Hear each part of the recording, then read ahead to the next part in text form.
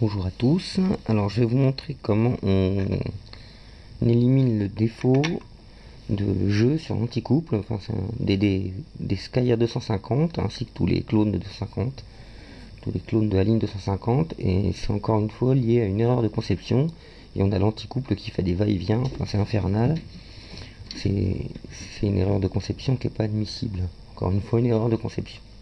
Bon, je pense que c'est voulu, hein, comme toujours. Bien, alors, la première chose à faire, c'est votre axe d'anticouple. Vous allongez le plat avec une petite Dremel, une petite meule, et vous allongez le plat de manière à avoir l'axe à fleur de la tête.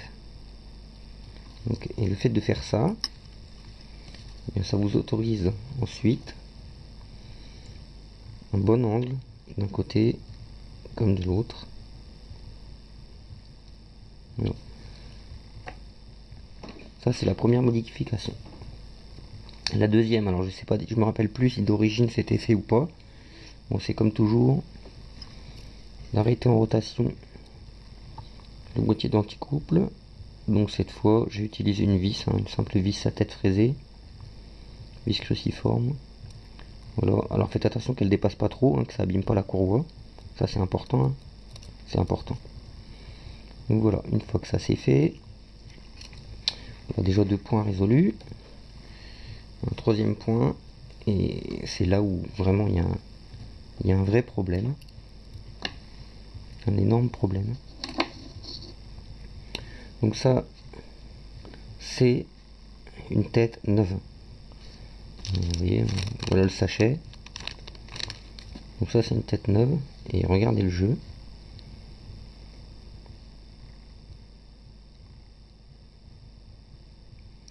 Voilà. Alors ce jeu il est absolument pas admissible, ça fait perdre la boule au gyro. Il en faut absolument beaucoup moins.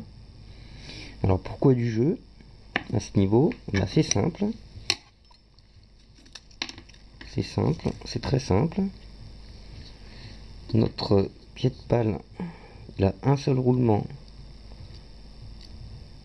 à l'intérieur. D'habitude on en a deux, on en a un de ce côté-ci et un à l'intérieur. Et bien là, il n'y en a qu'un. Et un seul roulement ça suffit pas, surtout que si on mesure, là on a un diamètre de 2,96 et la partie dans laquelle vient ce diamètre 3,06. Donc là ça fait un dixième de jeu. Un dixième de jeu c'est absolument pas admissible. Ce qui fait que voilà quoi, on a du jeu. Voilà, même avec le roulement derrière ça suffit pas, on a toujours beaucoup de jeu. Donc on peut pas faire grand chose à ça, même si on fabriquait le pied de pal et puis qu'on réduisait le diamètre ici pour l'ajuster à la tête, ce serait pas bon parce que le coefficient de frottement entre l'aluminium et l'acier est pas bon du tout, ça finirait par coller et par serrer. Donc faut surtout pas faire ça. Alors moi j'ai trouvé une solution simple. Vous prenez une petite rondelle acier qu'on trouve sur les bras qui actionnent les pieds de pal des 500. Donc ces rondelles on les trouve en appui sur les roulements des bras de renvoi. Donc à l'intérieur, donc ils sont en appui sur la cage intérieure de roulement. Donc ça permet d'avoir le roulement correctement monté. Donc cette rondelle, vous la montez sur la tête. Ensuite, vous prenez du film plastique d'emballage. Alors c'est du film plastique thermoformable. Ce film plastique on le trouve surtout sur tous les emballages. Par exemple moi je l'ai pris sur un emballage de piles, des simples piles, des piles alcalines. Donc voilà, j'ai pris un bout d'emballage, ça fait à peu près un dixième d'épaisseur, donc 0,1 mm.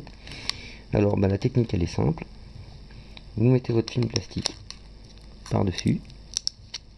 On ne peut pas oublier de mettre la rondelle, hein. Le film plastique, la rondelle, prenez votre pied de pale et vous enfilez votre pied de pale. Voilà, c'est pas évident. Vous enfilez votre pied de pale. Donc voilà, hop, vous appuyez, et puis ça va rentrer. Ça se forme, donc vous mettez, forcez un peu, vous mettez bien tout ça en place. Une fois que vous avez fait ça, ben vous prenez votre roulement vous le mettez sur la vis. Sur la vis, vous mettez une petite goutte de frein filet. Alors le frein filet, moi j'utilise du Loctite 222. Il est très bien ce Loctite parce qu'il est fait exprès pour les implantations profondes et démontables. Donc avec ça, on se bat plus avec les vis. Et ça fonctionne très bien. Donc voilà, donc vous vissez votre vis avec votre roulement, vous serrez un peu fort. Vous découpez le plastique, donc vous découpez tout autour. Une fois que c'est découpé, eh bien vous n'avez plus qu'à desserrer légèrement votre vis. Vous desserrez jusqu'à temps que vous ayez la liberté, que ce soit complètement libre en rotation. Voilà. Donc ça, c'est un point important. Vous faites ça sur les deux, vous allez éliminer le jeu et vous allez voir, le résultat il est flagrant. Donc pour comparer, je vous remontre donc le jeu qu'il y avait au départ. Vous voyez.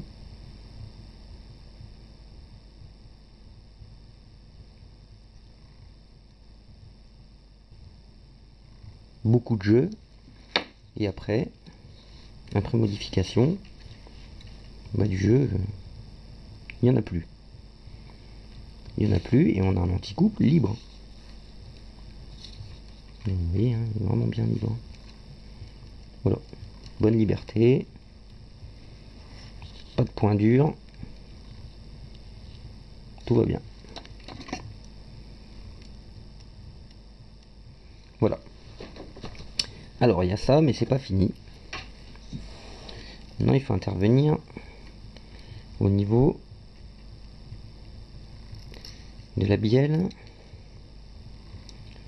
Cette bielle en plastique.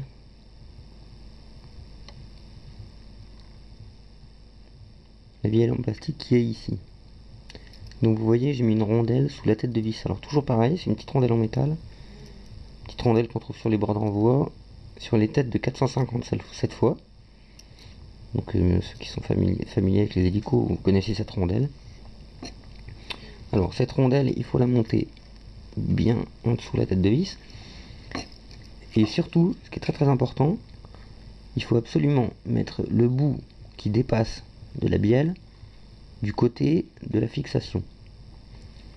Et ça c'est important.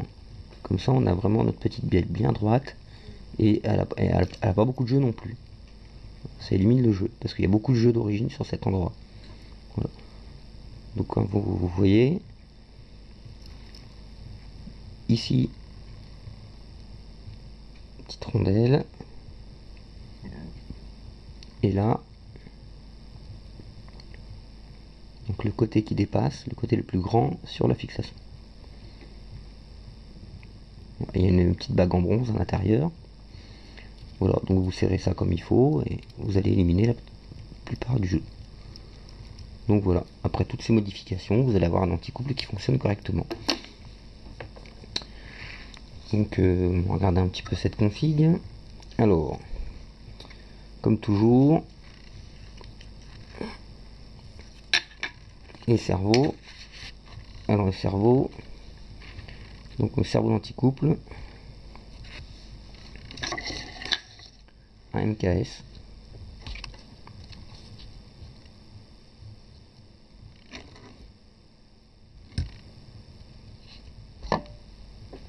Donc MKS, un DS 480.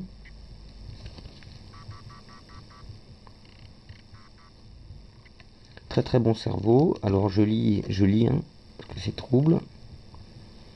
Donc c'est un cerveau qui fait 1,85 kg pour moins de 0,07 secondes sous 4,8 volts. Il est à 0,068 secondes à 60 degrés sous 4,8 volts. Donc c'est un bon cerveau, c'est très bien pour l'anticouple. Le bruit est bon, vous entendez. Ça c'est un cerveau de qualité. MKS fait des très très bons cerveaux. Pour les cerveaux du cyclique, alors là, c'est pas la peine de mettre du cerveau très cher. Par contre, il faut quand même respecter une certaine qualité. Donc là, c'est un Enge 933, MD 933. Donc pareil de l'autre côté.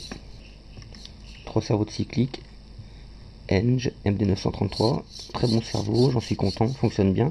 Alors, la particularité de ces cerveaux par rapport aux cerveaux chinois, c'est des cerveaux chinois, mais par rapport aux cerveaux chinois courants, c'est que c'est des moteurs japonais dedans. Donc ils ne grillent pas, et en plus ces cerveaux sont équipés